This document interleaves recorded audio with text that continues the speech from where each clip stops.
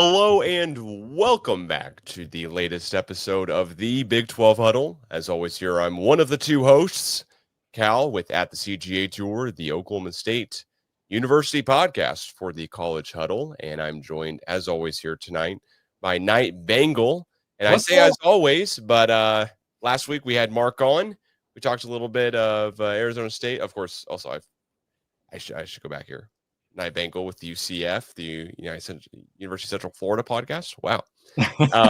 But anyways, last week are we out of practice that fast? That was I'm trying to stifle I'm trying to stifle a sneeze real bad here while I before I mute myself.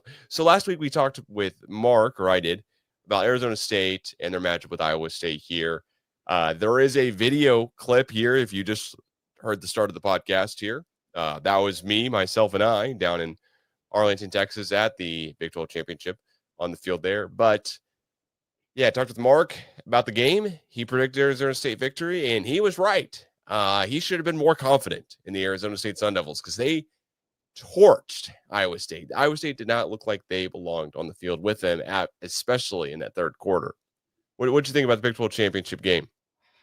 Well, honestly, I thought it played out the way that it was probably going to.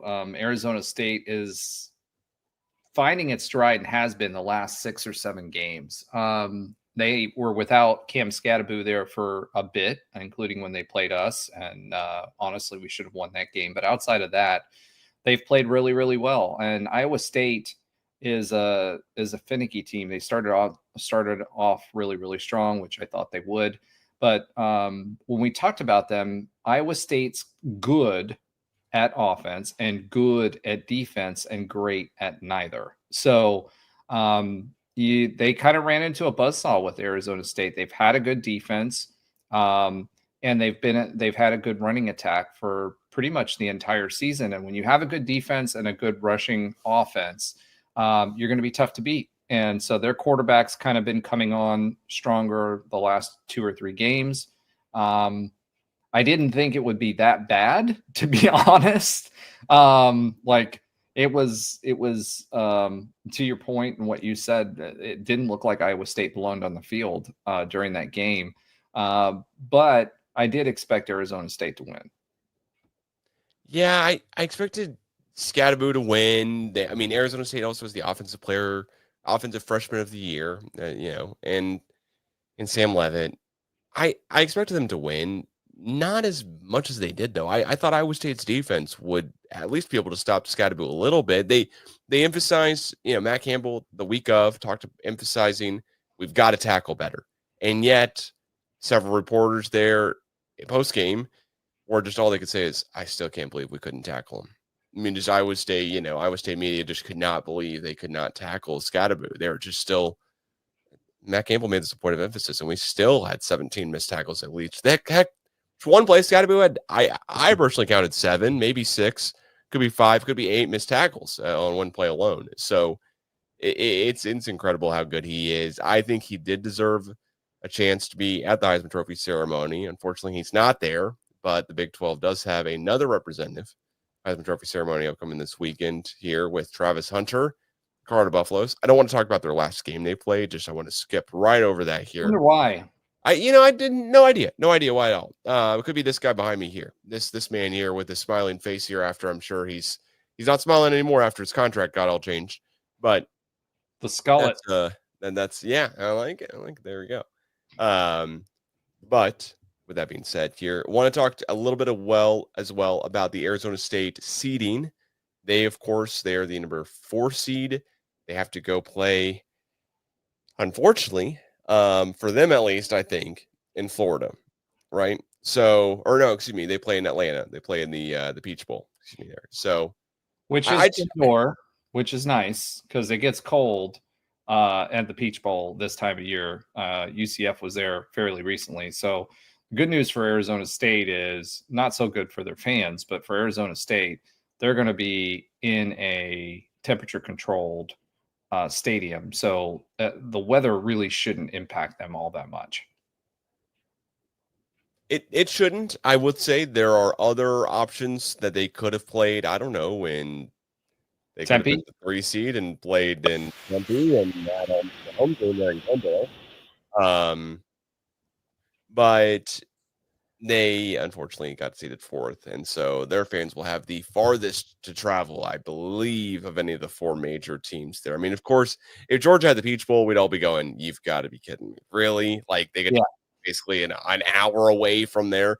That's their own backyard to begin with. Oregon, I mean, they're not playing in their own home stadium.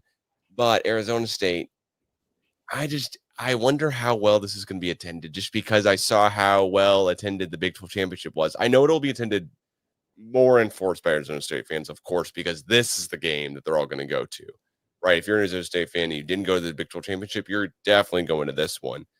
But And it's been a long time since they've been in a postseason like this, let alone a playoff, or where you have a real shot at a championship. yeah, I feel bad because we'll do like a whole bowl kind of preview for the Big 12 here next week. But last thing I'll say about it here is that they're up against 2 way bigger brands than them. I mean, if they're not playing the winner of Indiana versus SMU, which is not even a game that exists, right? But Arizona State does not have a big brand to begin with. I think it still is a bigger brand than Boise State, but maybe just barely because of the student size population, student body population. But you face the winner of Texas or Clemson. Clemson's up a couple miles up the road from the Peach Bowl, and Texas, of course, is Texas. So that's a tough situation to be in, because it's going to no matter what feel like an away game for them in the Peach Bowl when they're the host team. So Yeah, but at the same time, it's going to be an opportunity for them to make their mark, not only for the program, but if they play well, also for the Big 12. I mean, if you think about it, you could potentially have Texas because Texas is a good team. The loss against Georgia was tough, but I think Arizona State, if they play Texas, and one, what a great storyline, right? For a number of reasons. One, they're a Pac-12 team playing their first year in the Big 12, and then 2, the Texas moved to the SEC this year, and it would be the Big 12 versus SEC plus Texas playing the former Big 12, et cetera. I have to think that had to been some piece of that consideration of potentially setting up that matchup as well. And I think the storylines would be amazing out of that. I do too. Texas' run defense is 15th best in the country. Indiana's is best overall, and this is yards per rush. But I'm excited to see what happens, because either way, if Clemson wins, it'll be a fun matchup. Texas wins, I think it'll also be a fun matchup. Quinn Ewers is not a world beater in my eyes. So if you don't have a world beater behind center, I think anything can happen. And I'll leave it at that here too. Didn't Ewers get hurt in the Georgia game? He did a little bit, but he's supposed to play in the Clemson game. Yeah, I wasn't sure. Against Clemson. I haven't heard anything different on that. He got injured and dinged up a little bit, but I believe he finished out the game. I mean, they'd arch in for like a play or two here and there. They brought him in for the last play because there was a targeting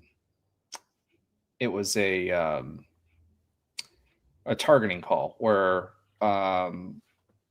Texas's quarterback basically got creamed, and then his helmet flew off, so he had to come out, and I believe Quint Ewers came in, or was that Georgia? That was Georgia. Georgia. That's exactly what happened. Yeah. Sorry, it was the end of a 14-hour day on location, so when we were watching that, so that was tough. But okay, so then Ewers should be there, and you're right, he's not a world beater, and I think this may be the transition to Arch Manning. This could be. This could very well be. Yeah, it'd be very entertaining here. Well, the other things to happen is that Oklahoma State had a coordinator change. UCF had a new head coach, but we'll get to those in a second. We got to talk about this new West Virginia coach, which I think Photoshop I don't need I don't need anymore. He's back. He never left. Rich Rodriguez back again with the blue and gold, I'm assuming is what they call themselves, but the blue and yellow of West Virginia, Morgantown. How do you feel? What's your instant reaction here? You think this is good or bad for West Virginia? I don't know. I think this is a nostalgia pick after Neil Brown and the mediocrity that was there. I think this was the fan base and maybe the donors clamoring for somebody that had, that had a connection with West Virginia and their success. Remember, he finished off his tenure there with Pat White at quarterback and had 11 win seasons. So the last one being an 11-1 season.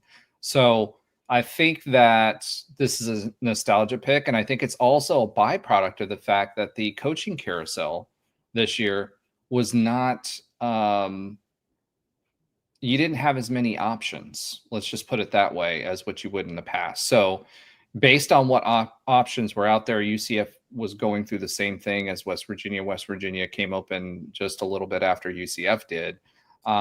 So you had basically people that just got fired, or you had the Jamie Chadwell pick from Liberty. You had the offensive coordinator for Penn State, and you had UNLV's head coach, that Barry Odom. Those were the three main options that were out there, really, that were available. So I think it's a byproduct of there not being very many coaching options out there this cycle because of everything that's going on with NIL and because of the just the fact that people can't afford the buyouts anymore. I mean, Mike Norvell had a terrible season. Normally, FSU would kick the can down the road with Mike Norvell or fire him, but they weren't able to do that because they owe him $65 million on his buyout. So for coaches, that's really what their agents wanted, right? Is more longevity. But what that means is there's less available coaches in the coaching carousel. So it was very, very interesting. And I think that's a nostalgia pick. I think it's a way to energize the fan base after a very mediocre season and several years under Neil Brown. Because remember, last year he got a vote of confidence, but the year before that and going into that season, people were yelling and screaming at the top of their lungs for his head then. And we were talking about him being on the hot seat at the beginning of this year, right? And beginning of last year. So, I think that's where that is. And, Rich Rod, he did okay. He had a 9-win season at West Virginia before he had Pat White. But other than that, he was pretty mediocre. So what does that mean for West Virginia football? Can he do it again with a different quarterback? Because he really rode Pat White to his future stops. So I don't know. I don't know what this means for West Virginia. I know West Virginia fans were clamoring for him once he became an option. He's coming back. But I don't know if that's the right fit, but we're doing the same thing and rolling the dice at UCF. So I can't really say too much. Yeah, one story parlays easily into the next story here, but stay with West Virginia.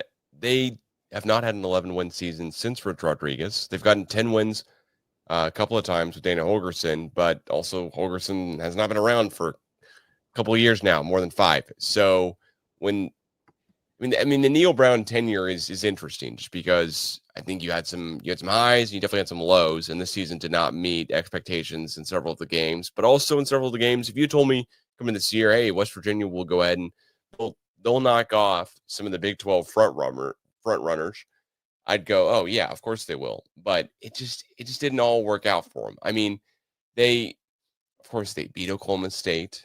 I do remember that one. They beat KU. And they beat Arizona. They beat Cincinnati. They beat UCF. But losing to Texas Tech, Baylor, and Iowa State the way they did is just bad enough. They didn't beat Pittsburgh. No one expected them to beat Penn State either. But I think if Neil Brown beats Pittsburgh, third game of the season, I think that's just a lot better of a story because then all of a sudden he wins the next 2. So then he would have been 3-1, and he actually fit in then 4-1 before playing Iowa State, which I think the problem for West Virginia is that they trailed off they didn't do well at the beginning of the season, had a pretty strong middle of the season, and then trailed off. And I think West Virginia fans expect West Virginia to be more competitive in football. Say what you want, back from their Big East days to their Big 12 days, West Virginia has a very active fan base. They fill their stadium. They're very proud. They have alumni everywhere. They have a lot in Florida. I see them around here. And they expect more. So for me, I think Neil Brown, because he had mediocrity and because he was on the hot seat going into last season and kind of pulled it out to give a little bit of hope, after this season, he couldn't afford for them to be on a downward trajectory. If his wins had come later in the season and they were on an upward trajectory, then I think he would still be head football coach at West Virginia. So is Rich Rod the answer for that? Probably not, in my opinion. But I hope, for West Virginia fans, that he can bring some of that magic back. Because at the time he was at West Virginia, he was running an offense that was pretty novel, and that's not the case anymore. A lot of college, and same story with Gus Malzahn. So a lot of college defenses can play that now, and they know that system and can defend it pretty well. And there's not very many Pat Whites out there, and in the new NIL era, are you going to be able to afford one? So those are going to be the big questions, I think, heading into the Rich Rod era. But I think it is a nostalgia pick. I think it gives a boost to the fan base. I think it's something that, from the AD's perspective, that will give them a bump. You're giving the fan base what they want, and that buys you a little bit of time, even if it doesn't work out for the next round. Hey, you guys wanted this. We tried it. It didn't work out. Okay, let's go find somebody else.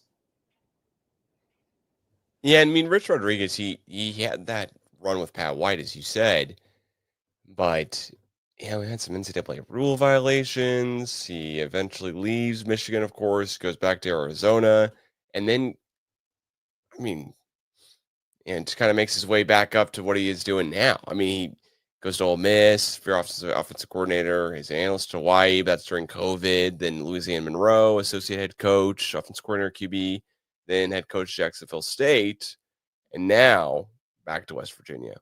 So where originally he was the offensive linebackers coach, and then he was a student assistant, and he played at West Virginia, and it's a defensive back. So I mean, if you're a West Virginia guy, you're going, hey, this is the guy. This guy is embedded, and he knows we gave him a second chance as head coach in a Power 4 program. But then again, I'd go, well, but he did leave to Michigan, so what's to say he's not going to jump ship again if they get good? I just am always in like the what it could have, should have. Well, I'll say this about that, right? So Coach Frost kind of talked about that in his intro presser, and he basically said for him is, as you're climbing the ladder of success, the one thing they don't tell you is when you reach the top to enjoy it, right? So sometimes you reach for the next rung, and it leads to your downfall, right? And I think that's the kind of thing with Rich Rod too. So to me, I would guess if I'm a West Virginia fan, I'm less worried about him taking another job somewhere, because he's been there, done that. He's seen what happens. So if he can be the hometown hero and he's successful, that's the perfect place for him to be. He's earned more money elsewhere. He's been the head coach at Michigan. It didn't work out. He's gone to Arizona. He's seen that side of coaching. So I would think he would be less likely to move away from West Virginia if he reignites that program and has success. Yeah, I totally agree. So, moving on though, you just brought up Scott Frost, UCF. How do you guys feel with him coming back? Well, I think by and large the fan base is ecstatic. I think they're it's a good distraction from how we ended the season. I mean, obviously Scott Frost So there's mixed emotions with Scott Frost, right? Because Scott Frost was the guy who turned us around and got us to the undefeated season in 2017. He left, Heupel took over, got the 2018. We had the whole national champions thing. He was an up-and-comer. He had a chip on his shoulder, worked perfectly with the AD at the time, Danny White, who's now at Tennessee with Heupel. But he was that guy. He was also a very passionate guy. He was well-liked. He was, energetic, and he produced some very, very solid offenses. So, from his Oregon days, he imported some of that and we started being called Oregon East. So, there was that part of it. And then the way he chose to leave. When he left, he, during our championship game, he got off the conference championship game. He got off the bus with a red and white checkered shirt underneath his suit. And then in the middle of the championship game, ESPN broke the news that he was leaving and going to Nebraska. But then at the same time, he left to go to Nebraska, was doing double duty because he was recruiting for Nebraska. Then he was also flying back and forth to Orlando to get us ready for our bowl game, in which we ended up winning and had the undefeated season. So there's, some of that nostalgia pick there as well. He then goes to Nebraska and doesn't do well. And there's a variety of reasons. We just did a show with one of his former players, Trey Neal, where we did a live, who's also a member of our cast because he was at UCF and then followed him for 1 year at Nebraska. And we talked a lot about that, about what went wrong for Scott Frost at Nebraska. Me personally, okay, so I'm going to separate this. The fan base is ecstatic. One, it's a shiny object. You're bringing back the nostalgia from that success coming from Gus Malzahn and the way we ended the season and how we were kind of on a downward trajectory. And then on top of that, we're bringing back some of the beloved people that go along with that, right? So, like, for example, Mackenzie Milton, who was the quarterback of that team, came back today as the quarterback's coach. And Mackenzie, not only was he beloved for his performance on the field, but also how he interacted with the fans. Then on top of that, he had that unfortunate injury to his knee that effectively ended his career, almost took his life. Against the Cows in 2018. And so through his journey of coming back from that, et cetera, UCF fans were along that ride with him. So he's got a very special place in UCF fans' hearts, not just because of his on-field performance, but the journey he went on off the field as he was recovering from his injury in Orlando. So from the fan base's perspective, it's exciting. From the fan base's perspective, we also don't want the same coaching staff that we had the last go around. So his defensive coordinator was Eric Chinander, who's now currently the defensive coordinator for Boise State. On their run is doing well. I think a lot of people wanted to see what his answers were to the questions that in his presser. What we wanted to see was someone who was more mature because of the off the field issues that he was having at Nebraska, someone who learned from his mistakes. And of course, there's always the jilted lover kind of thought process, right? You left to go to Nebraska. Now, at the time, not only was he a quarterback for Nebraska, national championship quarterback, a golden boy, a hero, he actually played us as well in that season. But his dad had failing health and he wanted to move closer. So there were a lot of tears shed for the fan base. They're excited about the hire. They're excited about getting back to those offenses. Frost is trying to temper that. And at the same time, he did really well in his press conference, showing that, hey, I'm humble. I've learned a lot from the different things that have happened in my life. I'm still excited about getting started here, but we're going to do it differently this time. So there's a lot of intrigue around that part, but everybody's happy that Frost is back. As for me, I said on our podcast that I didn't want Frost. I'm not sure. My question was, has he achieved the maturity that he needs off the field to be an effective head coach on the field? And I love all the vibes and the feels, but he didn't do very well at Nebraska. Now, he lost, I think, the most one-score games of any head coach in history at Nebraska, and it was always something fluky. But at the same time, I'm in more of a prove-it mode, right? So yes, I'm happy you're back. Yes, I'm happy you're bringing KZ back. Some of those nostalgia moments.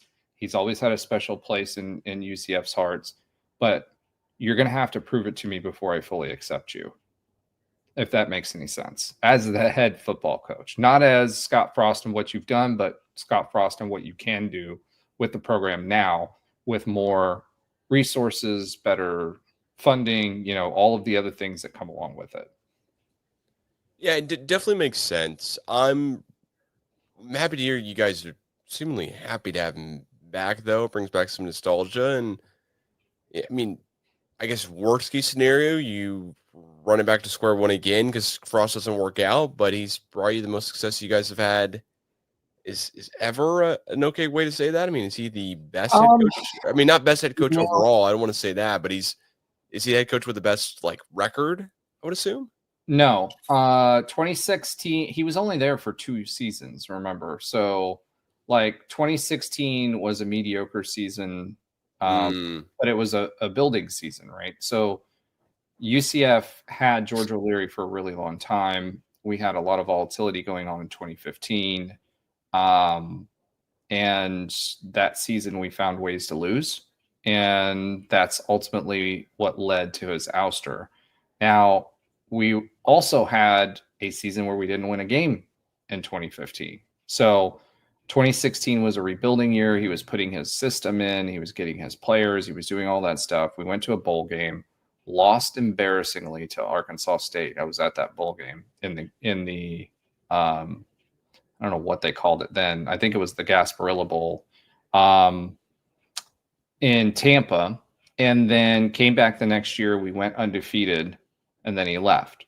So the next season, we were undefeated in the regular season as well, but that was under Coach Heupel.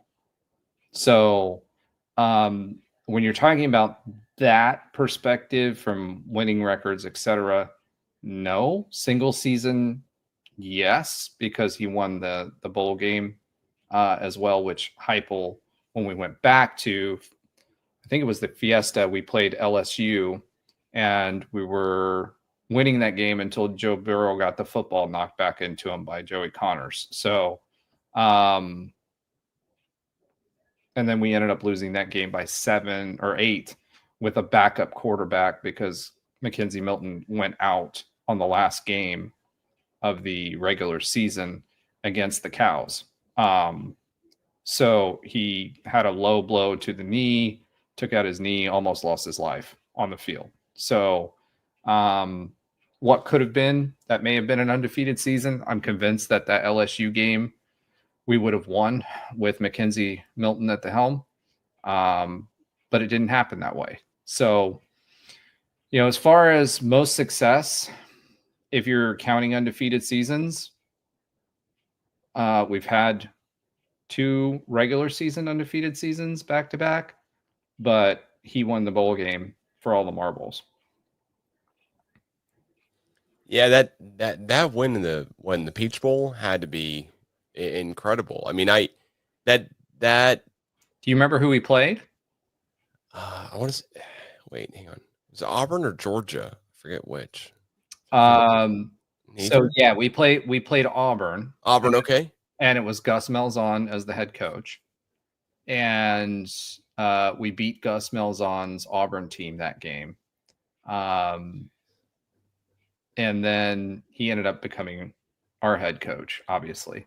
and now is the outgoing head coach, and in comes Scott Frost. So it's kind of interesting. And in the intro, it was interesting too that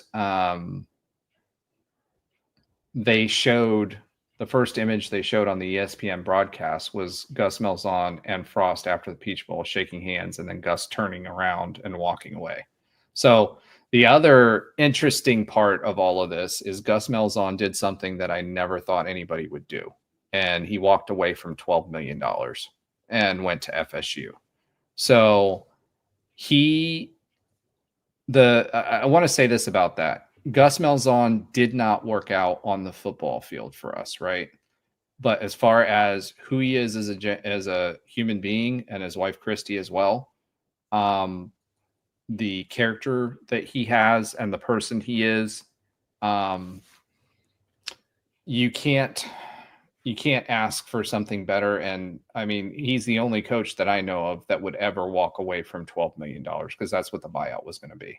I didn't think I said up until the point that we parted ways that I thought that Gus would come back next year no matter what, because of the $12 million buyout. And UCF's still on half shares right now. This at the end of this athletics season in June, we get our buyout for this, or our payout for this year. We're on half shares, and we're playing the AAC buyout as well, which I think was $15 or $18 million. So we're paying that in increments. We don't go to full share until next athletic year. So I didn't think that we would have the donors with what we're trying to do with the rev share plus the NIL. I didn't think we had $12 million laying around to pay to Gus Malzahn to leave. And he walked away willingly and parted ways. And in fact, Terry Mohajir, the first thing he said on the intro press conference was thanking Gus Malzahn, and he really did do UCF a favor and do UCF a solid to be able to do this and make this happen. So I think a lot of people's opinions of Gus Malzahn changed after that. Yeah, I got to say, the head coach in Oklahoma State did not do anything like that, or is trying to do, or could think of it doing anything in the similar fashion as Gus Malzahn there. That truly is an incredible deal. I didn't realize it was that much money he walked away from / could have, just come back as well too, to be kind of in it still. That's that's he went incredible. Yeah, he did go to FSU, and Mike Norvell, who was a protege of his, when he was at Tulsa. Mike Norvell was Gus Malzahn's quarterback, and then he also was an analyst and kind of came up in his coaching tree. So it's kind of interesting that he then becomes offensive coordinator at FSU. It's one of those things. Yes, he got paid a lot of money to leave Auburn. He would have been paid, if he had stayed, he would have been paid, I think, $4.5–5 million at UCF. He took at FSU, I think they're paying him an escalating contract, but starting at $1.2 million. So he walked away from money. I don't know how. The only thing I can think of is, as well, that might be a mitigating factor to that, is whether the Auburn money, how much they spread that out, because there's usually an offset clause in there that they don't have to pay if another team is paying you X amount. They take that away from the buyout that they have to pay you, right? In which case this is bad for Auburn because they're picking up the difference in the tab. But at the end of the day, I wanted to say that I think Gus's heart was always in the right place. After the West Virginia game, it came out finally that that Terry Mohajir, they pretty much knew that this was going to be a good possibility after the West Virginia game, and they were preparing for it at that point as well, which kind of explains a little bit of the craziness of the Utah game, which we didn't even talk about with the quarterback changes and everything that went along with that. But at the end of the day, Coach Malzahn did UCF a solid and put us in solid position as a program going forward, given the circumstances that we're in this year, until we get to the full, the full payments. Yeah, no kidding. What are your expectations for Scott Frost now going forward? Not much immediately. There's a lot to fix, right? And in this era where people leave, his initial success was on the backs of the team that George O'Leary put together, who most of them were juniors by the time, sophomores or juniors by the time Scott Frost came in. And talking to former members of the team, and we still talk to them, including Trey, who was on the show. George O'Leary put a lot of people in the NFL. And the reason he did that was, yes, he was tough, old hard-nosed type of coach, but he taught, he made kids tough, and he taught them the fundamentals, right, to make them successful, not only on the football field at the college level, but in the NFL. The problem the Scott Frost is going to have this time around is, yes, in spite of the fact that Gus Malzahn left, we still signed the second highest average rated class in the Big 12. And depending on which recruiting service you look at 6 4-stars to the class, right? So either 2 or 6, depending on who you look at. I think 247 is 2. I think Rivals is 6. So either way, still the second highest in the Big 12 from an average star rating. So he's got a different system that he runs. Yes, he runs, he's got a zone read type of system, but he also has a different type of lineman that he's going to use, more speed than what Gus Malzahn used. So it's going to be a while before he gets his people in and his players in and his system in, which will be a little bit different, which will be different from what he had before. So I don't know what to make of that. I don't expect much. We basically missed a recruiting cycle because of the timing of all of this. But we also have the portal. So it'll be interesting to see what moves he makes from a coaching staff perspective. I'm really interested to see who the DC is going to be. And I don't know, man. I don't know what to expect. I don't expect much the first year. Second year is what we'll really start to see what Scott Frost Part 2 is going to be. Are we on an upward trajectory or are we not? Yeah, I'll be curious to see what he brings to UCF, what he's able to recruit in, because that is the one big question I had when he was at Nebraska. Like, what guys was he able to recruit and bring in that were real talented in Nebraska with that much money in their hands? Now, he wasn't really there for the NIL kind of portion in Nebraska where he could actually get NIL money in and make a difference. But I'm curious what he does with, when you have a second chance at something, like what changes does he do? What changes does he make? And he's only there for 2 years. So that's where I kind of lose track as a Big 12 fan, because he wasn't, of course, 2017 was his last year. UCF wasn't in the Big 12 then. I kind of gets all jumbled in my head as a Big 12 fan. But knowing that he was UCF and had an undefeated season and beat Auburn, and also Gus Malzahn, which is a funny tidbit there as recently, kind of truly just, turnstile doors there. But it's really interesting to see how it'll all work out for Frost going forward. I mean, he did kind of set up Heupel, because Heupel took a lot of Scott's stuff and integrated his system, which was Oklahoma's system, air raid style system, and meshed it up with what Scott Frost was doing and went undefeated again the next year.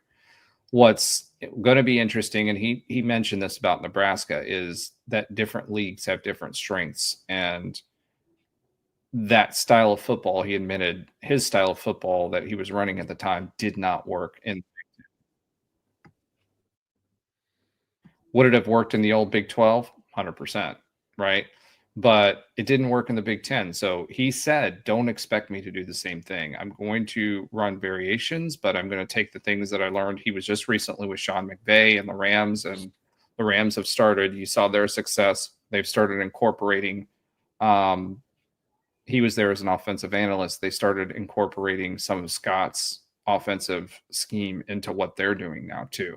So it'll be interesting to see what he uses, but he said it will be different than what we played before. And he doesn't have the luxury of keeping players around for 2 years, right? So the people that he recruits, you've got the portal, people can leave year to year. And if you have success, people will spend money for them to leave. Yeah, it's going to be a fun time, no matter what. I'm excited for us to go play at the Bounce House again next year as Oklahoma State fan, because I am excited for football to be back already, because Oklahoma State has had some changes here in Stillwater, and it's not been a head coach, although it has been with the head coach's attitude and the Board of Regents' attitude, and more of it here is just going to be revealed, to be revealed. So Oklahoma State here, the defensive coordinator was fired. The offensive coordinator was fired since the last time we spoke. And new defensive coordinator already hired, which for Oklahoma State is moving fast. Now, for other colleges, not moving fast at all. We still don't have an OC. There's other colleges who are like, so you guys are going to choose an OC at some point, right? And you're going to figure it out. And there's a bunch of Big 12 fans and Oklahoma State fans who are like, hey, can we hire an OC before all of the good ones are gone? But I do think there's a chance here as of tonight, as we're recording this, I would say live, but recording this Wednesday, December 11th, there's some Oklahoma State tweets going there here and there that maybe the go-go offense could be coming to Stillwater. Maybe Barry Odom's OC could be coming to Stillwater. So to be continued, I guess, is the best way I could say it here. I don't know. If Dan Mullen goes to UNLV, then all of a sudden maybe, and maybe Well, UNLV doesn't have let me an ask you opportunity. this. I mean,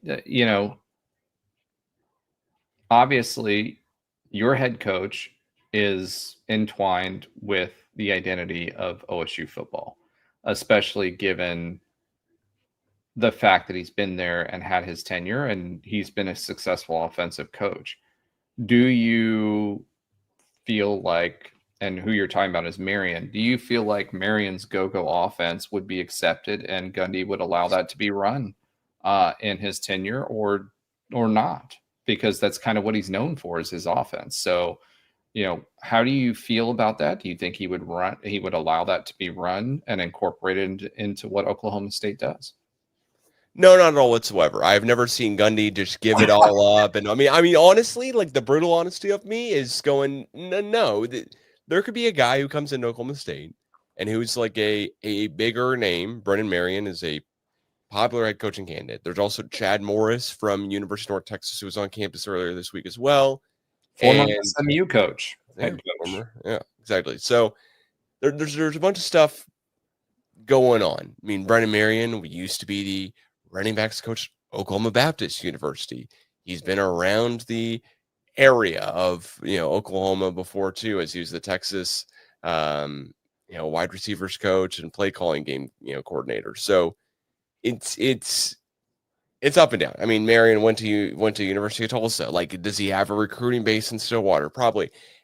The short answer is no, not at all. And I do believe that is possibly the case. But on the other hand, I think Gundy may have to change.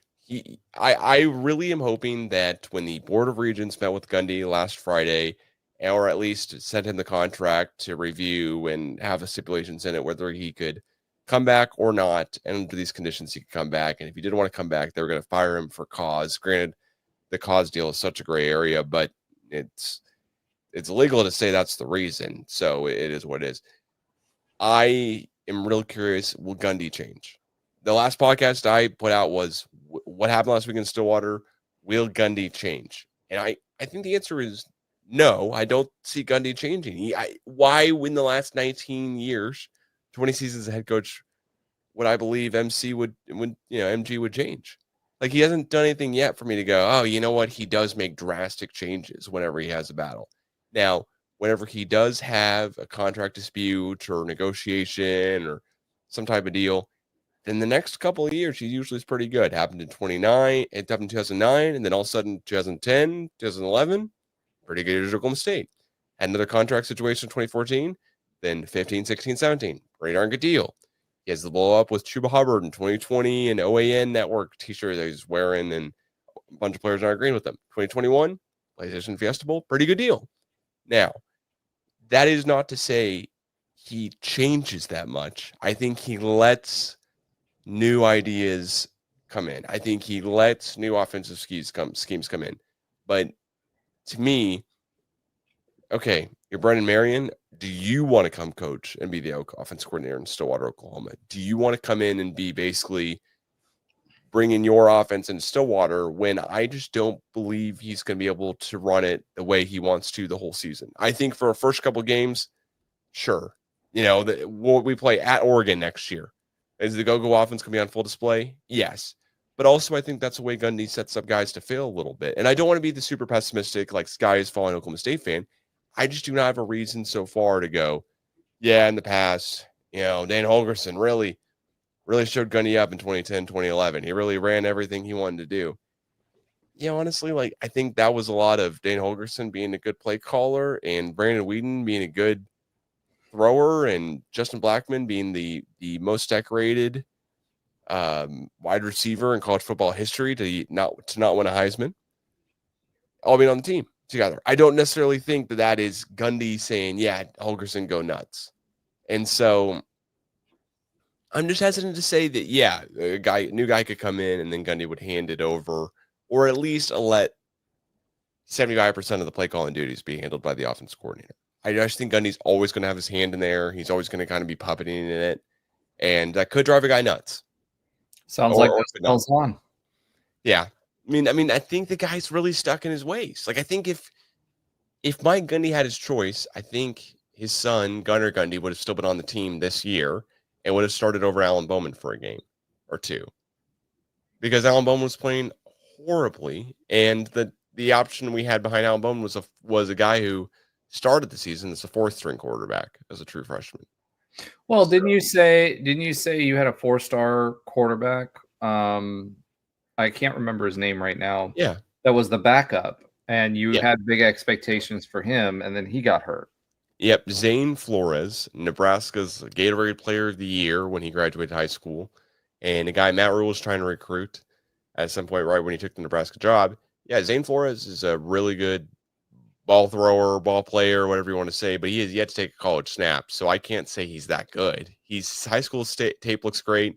He had a bone spur in his foot that had been nagging him for quite some years, and when he was still third on the depth chart behind Garrett Rangel and behind Alan Bowman, he went and got surgery because he wasn't going to see the field.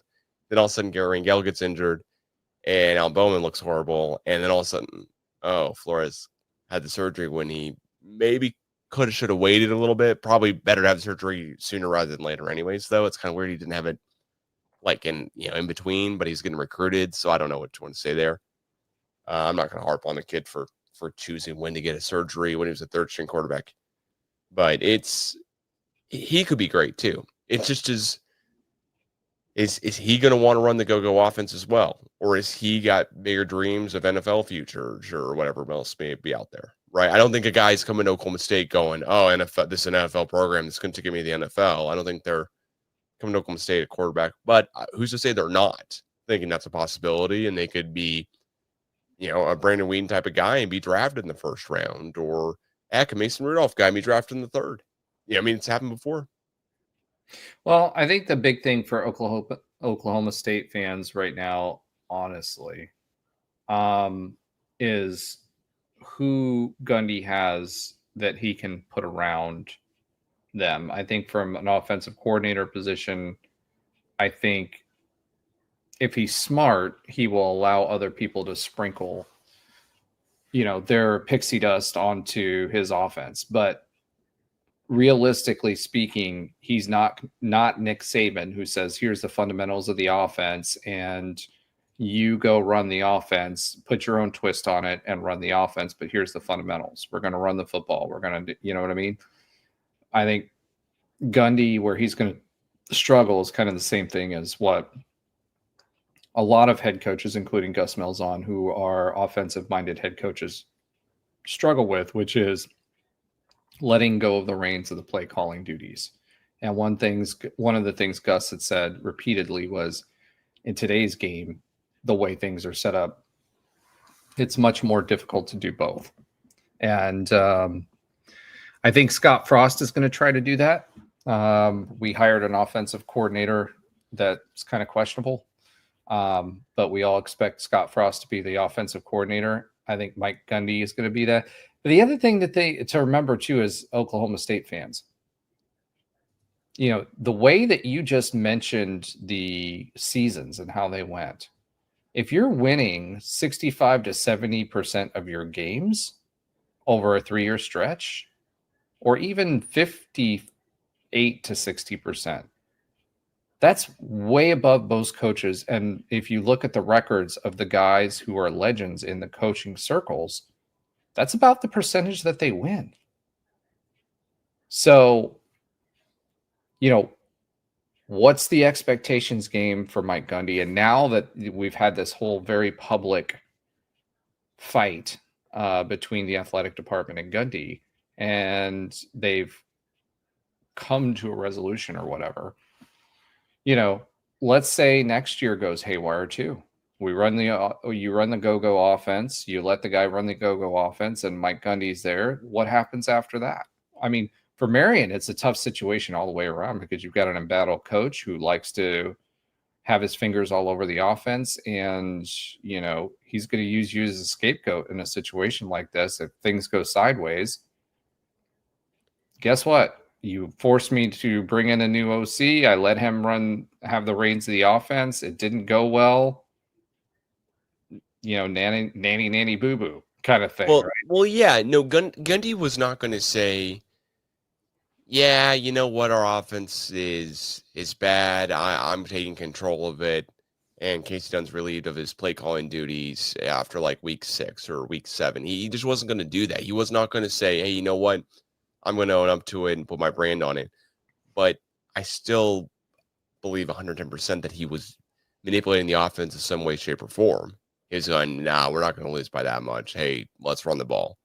Now let's bleed some clock. Let's do this. Let's manage the game a little bit better.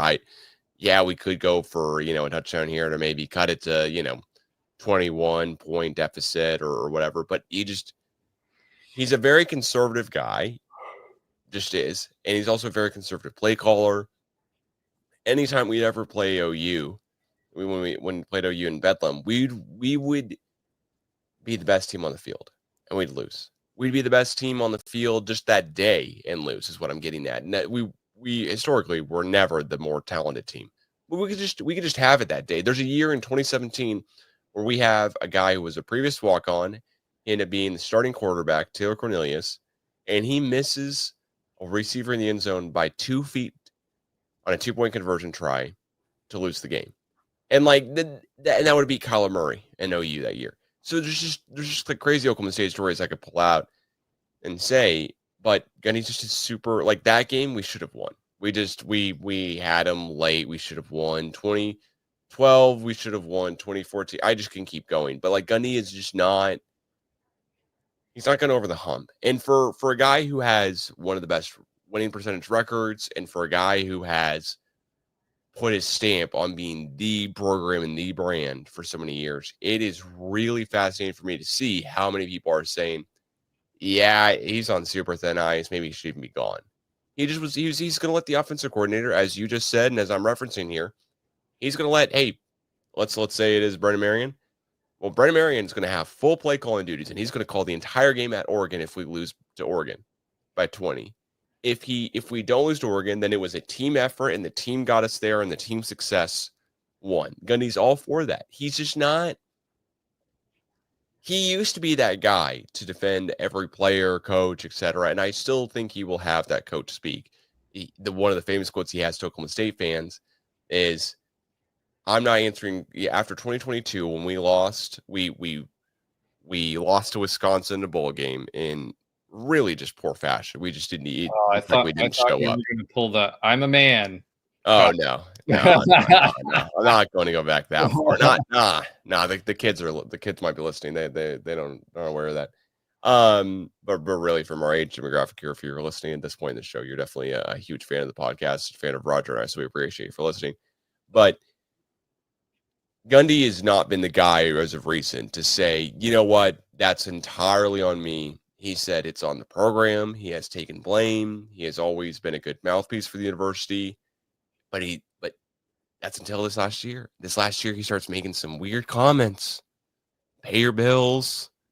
You know, I mean, there's just some weird comments out there. Do you He think doubled it's down on because it at he one did point. his coach's show at the old folks' home? No, because he's yeah. I mean, that's kind of the. I mean, I at this point, I am shocked with how many people want Gundy gone or are like, hey, have you looked around and seen how thin the ice is for him? But I'm hoping the new offensive coordinator and a new defensive coordinator will be a great move because new defense coordinator Todd Graham, excuse me, New Orleans Saints defensive line coach before coming to Stillwater. Todd Graham is very, very, very good coach. He's a very, very good coach. He's very well respected, and he's also in this era of college football, the NIL money. We don't need a guy who's gonna be trying to scout a 3-star on a high school bench in West Texas on a Friday night. That's not how this works anymore. And Todd Graham is the defensive coordinator to be a year older than Gundy, be 58 years old, and to be the guy who is putting together play schemes, putting together tape, deep diving into it, and be a really, really good head coach. But we don't need a really, really good recruiter. I don't know if he might be an incredible recruiter too. I'm not trying to knock him on that. I'm just saying he doesn't jump off the page as being an incredible recruiter. He jumps off the page as being an incredible coach and coordinator, and I'm more than happy that we got him. He's a great strategist. He's a good defensive mind. And he's the opposite of our old defensive coordinator. I mean, Brian Nardo was like almost Bowman's age. It's kind of funny. Our quarterback, Nardo, was in his 30s. He had just come from Gainesville University, D2. They were not world beaters, as been referenced on several different Oklahoma State podcasts, including my own. And like, what did Gundy see in him? I wish we could put truth serum into Gundy and say, how did you find this guy even? But we now have a guy who has NFL coaching experience, SEC coaching experience, and is the opposite of Nardo in most ways, an experience for sure. And I'm really happy about that. And I only hope that we have a good choice of offensive coordinator. If it ends up being Brennan Marion, awesome. Could not be more stoked. If it's being Chad Morris, awesome. Could not be more stoked. But what will that really change? Will I still be seeing a halfback draw in 2nd and 10? I mean, these are like the questions I have. Looks like that's been the Gundy playbook call of crap. First down was incompletion. Second down, halfback drop the middle. Third down, wide receiver screen, punt. Like that's been the Gundy playbook whenever the first down doesn't go right. And we want to get conservative the first part of the game.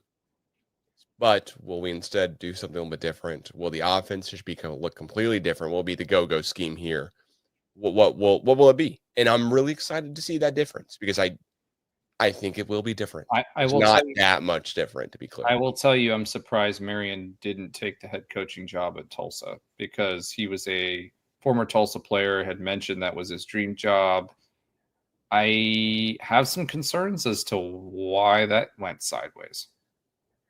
Unless Tulsa just wasn't paying anything, but they're a private institution. They were having some monetary problems, but they have a huge endowment. And I don't understand why he didn't go to Tulsa. It's not like Tulsa hired anybody that jumps off the page. Yeah, I mean, Ryan Switzer is not, former UNC kind of Wes Welkerish type of guy for UNC. Yeah, he's not anything to write home about. Everything I know about Tulsa's football program is that the players who are still there from last season said, hey, where's our NIL money? And the old head coach is saying, what NIL money? There never was any NIL money. There never has been any NIL money. So if you're trying to recruit guys with no NIL money whatsoever to Tulsa, could be really an uphill battle. But I don't know how those figures are They're still trying to recruit fans to Tulsa right now. So I mean, their small stadium, and that was the worst part of playing at Tulsa was that nobody showed up. Like, it's a small stadium, and you could hear a pin drop in the stadium. Is it that small though? I mean, what is small though? I guess comparatively. I think they're in the 20s, if I'm not mistaken. No, they've got to be. I feel like they're definitely in the 40. No, no, they're not. Hold on.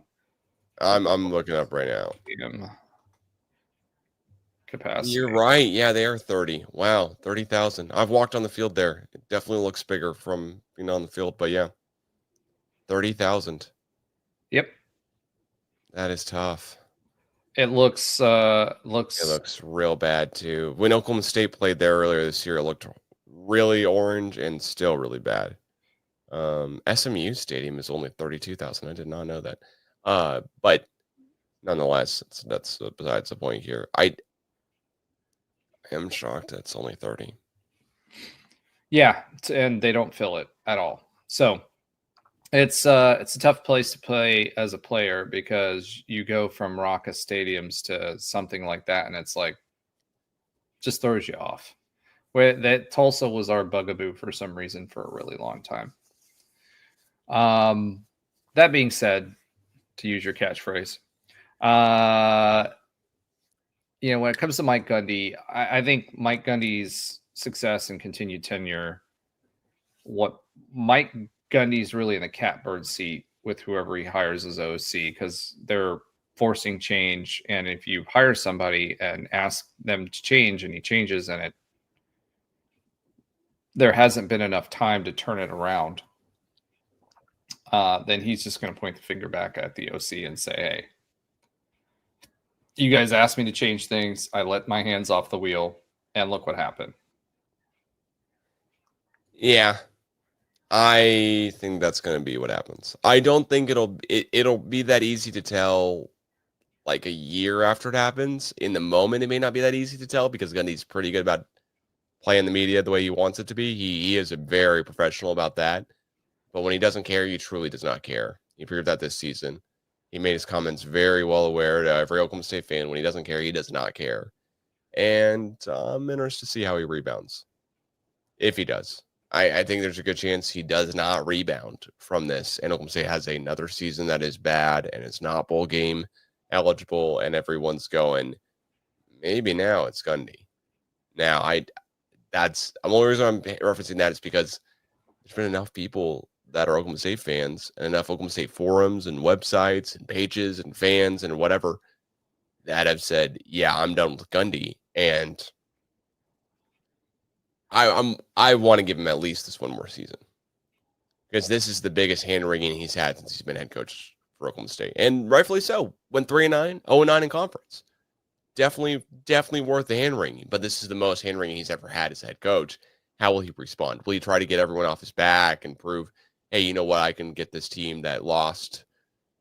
I'm making up a number here, but I'm going to say 15 out of 22 starters are not returning. I'm pretty sure that's close to the deal here because we had 20 out of 22 starters return this season. So we're definitely losing a lot to not just the NFL or to senior graduation, but also the portal and also just other.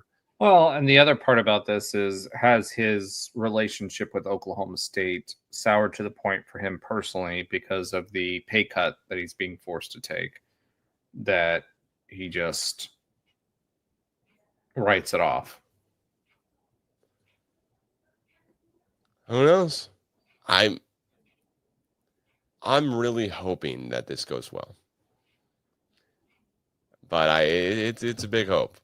Hope is not a strategy, my friend. It is not, and that's usually why it doesn't work out that well for us Oklahoma State fans. Our basketball team is playing great. We'll be back next week here with more of a basketball deal from the Big 12 Huddle.